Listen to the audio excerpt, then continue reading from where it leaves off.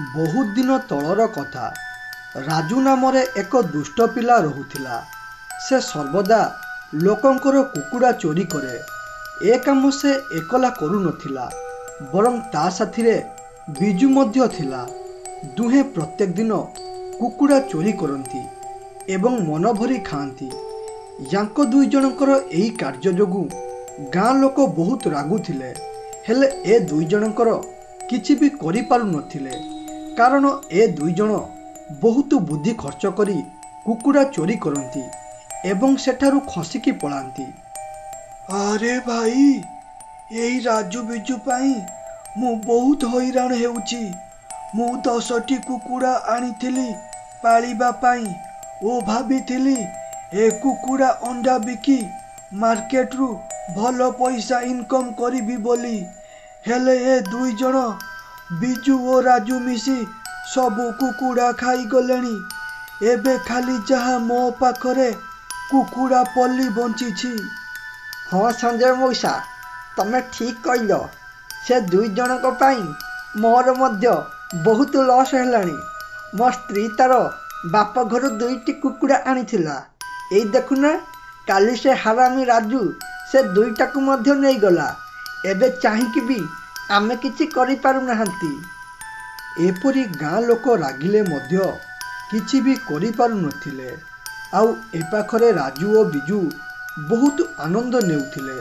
हईरे बिजू, आमे लोकंकर एते क्षति करूछंती जे जदि केबे हाबुड़रे पड़ंती ना, ताहले विश्वास कर आम 2टांकू पिटी पिटी जीवनरू लोके मारिदेबे। आमे चाहिले मध्य किछि भी करि परिबा नाही, हेले आमे न डरी कुकुड़ा खाइबार मजा उठाउछंती। अरे राजू, तू जते पर्यंत मो साथी रे अछो सेते पर्यंत आमर किछि भी हेबनी। तोर बुद्धि जोगु आमे पाखापाखी 3 मास हेबो कुकुड़ा चोरी करूछंती, अथच एपर्यंत किछि भी होइनी। जदि एपरी तोर बुद्धि काम करे, ताहले आमे आउ बेसी कष्ट न करी आराम रे बसी खाद्य खाई परिबा। दुई जन एपरी खुशी हेले एवं एपाखरे गाँ रे किछि लोक राजू और बिजू को पाने देबा पाई गोटिए जगार सभा कले। अरे भाई माने, आमे एठारे काहीकि रुंदित होइचंती ताहा समस्ते जानिथिबो। से राजू और बिजू 2 जन आमर समस्त कुकुड़ा खाई गलेनी। तेणु आमे काली गोटिए जगार लुचि रही से 2 जनक ऊपर नजर रखिबा और जेमिति से 2 जन गाँ को पशिबाकू चेष्टा करिबे, आमे तांकु संगे संगे धरी पकाइबा और बहे पिटिबा। संजयर एकथारे गाँ बाला राजी होई गले एवं ता पर दिन सकाळ हेबा परे गाँ आरंभ मुंडरे कुकुड़ा को रखी गोटिए जगार लुचि रहिले। केतेबेले से 2 जन आसीबे ओ तांकु धरिबे बोली। आजी थिला राजूर कुकुड़ा चोरी करिबार पाली। तेणु से कुकुड़ा चोरी करबाकू आसुथिबा बेले देखिला गाँ को पशिबा पूर्वरु गोटिए कुकुड़ा थाए। एहा देखि से खुशी होई गला। अरे वाह, आज गाँ भीतर को पशिबा पूर्वरु गोटिए कुकुड़ा पाईगली। एबे मते आउ गाँ भीतर को जिबाकू पड़िबनी एवं एइठारु नेइकी पळाइबी। लागुछि आजी मो भाग्य परिश्रम लेखा नहीं, हेले ए कथाटा मते काई टिके गड़बड़ लागुछि। माने मु एते दिन हेबो कुकुड़ा चोरी कलेनी, हेले एपर्यंत कुकुड़ा एपरी बुलिबार देखिनी। ओ यहा छड़ा मो भयरे सबु मालिक तांको कुकुड़ा को घरे रखुचंती, हेले एबे एठारे किपरि कुकुड़ा रहिला मते एक कथाटा जमा भी हजम हेउनी। तेणु मते टिके भलरे देखिबाकू पड़िबो कथा कोन।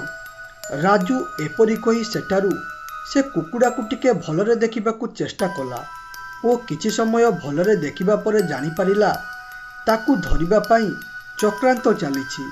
एहा जानि से कहिला, अरे भाई साहेब, एठारे चक्रांत चलीछि मते फसाइबा पाई। माने एठी किए गोटिए फास बसाइछि मते धरिबा पाई। मु जेमिति कुकुड़ा को धरिथांती संगे संगे मोर बेଳ खराब हो जाइथांता। जा हेउ मु ठीक समय रे मोर बुद्धि खर्च करी रही गली, नहले आजी जे कौन होइथांता ताहा कहि हेबनी। हौ एबे मते एठारु शीघ्र पळाइबाकू पड़िबो। ए जागाटा मते ठीक लागुनी। ରାଜୁ ଏପରି କହି ସେଠାରୁ ପଳାଇଲା। ଏସବୁ ଦୃଶ୍ୟ ଗାଁ ଲୋକ ଲୁଚିକି ଦେଖୁଥିଲେ। ସେ ଏହା ଦେଖି ବୁଝିଗଲେ ଯେ ରାଜୁ ତାଙ୍କ ଚାଲ ବିଷୟରେ ଜାଣିପାରିଲା ଏବଂ ଏ ପାଖରେ ରାଜୁ ଆସି ବିଜୁ ପାଖରେ ପହଞ୍ଚିଗଲା ଓ ବିଜୁ ଦେଖିଲା ରାଜୁ ହାତରେ କିଛି ବି ଆଣିନି। ଏହା ଦେଖି ସେ କହିଲା, ହଇରେ ରାଜୁ, ଇଏ କ'ଣ? ତୁ ଆଜି ଖାଲି ହାତରେ ଫେରି ଆସିଲୁ? ଏତେ ଦିନ ହେବ ଆମେ ଦୁହେଁ ମିଶି ଶିକାର କଲେଣି, ହେଲେ ଆଜି ପର୍ଯ୍ୟନ୍ତ ତୁ ଏପରି ଖାଲି ହାତରେ ଫେରିନୁ। ହେଲେ ଆଜି କାହିଁକି ଫେରିଲୁ କିରେ?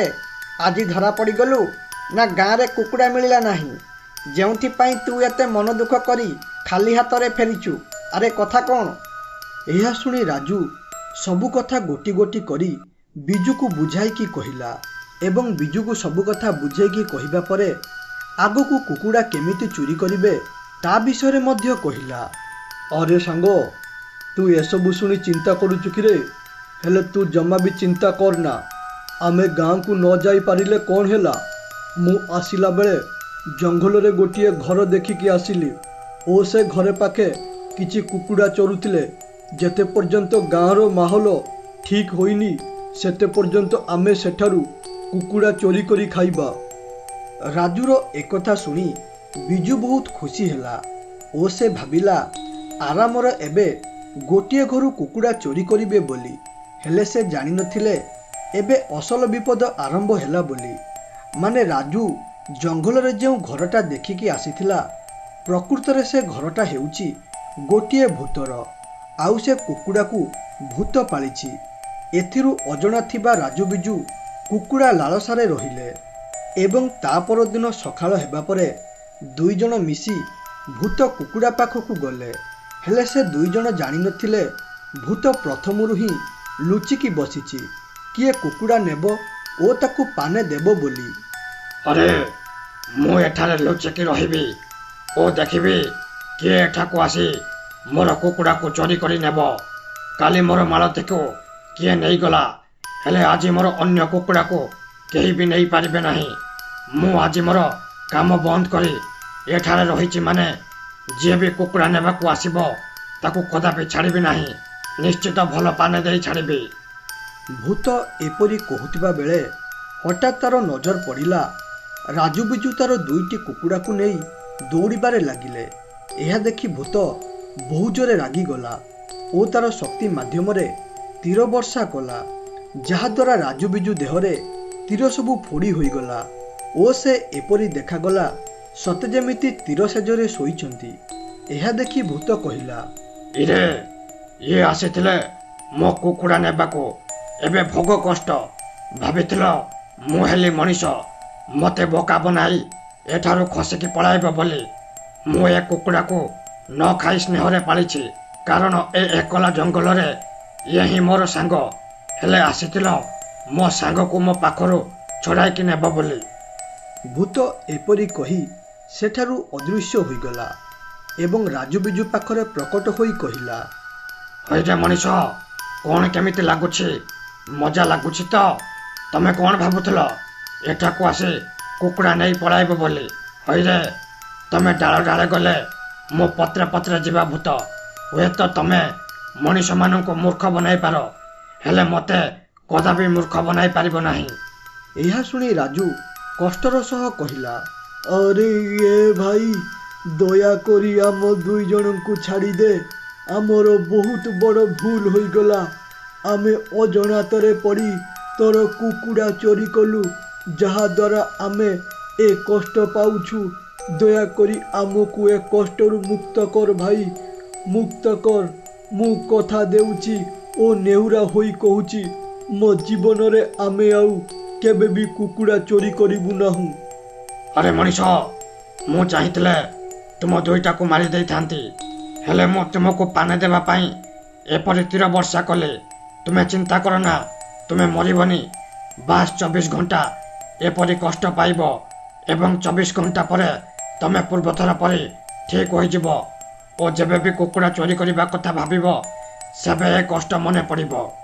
ଏପରି ଭୂତ ରାଜୁ ଓ ବିଜୁକୁ ଭଲ କରି ପାନେ ଦେଲା